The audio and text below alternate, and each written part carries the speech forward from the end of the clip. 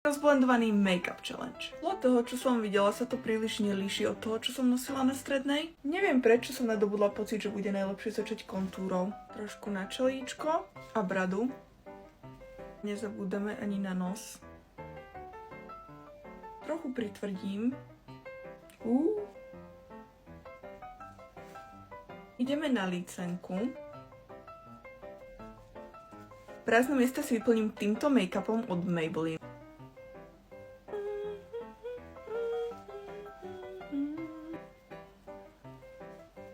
Nice. Samozrejme nesmieme zabudnúť ani na čelo. A korektorom si troška rozjasním priestor pod očami a tiež stred tváre, čo mi dúfam vybalansuje tú prominentnú kontúru s lícenkou. Ešte si dám trochu aj sem. Nech som snatched. A ideme na oči. Začnem od tej najtmavšej. Ďalej dáme trocha blečieho hnedu.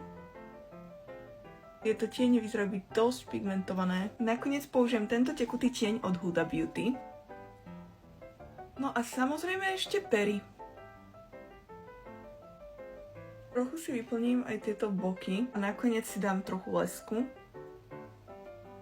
Ak vás zaujíma rozblendovaný výsledok, vidíme sa v časti 2.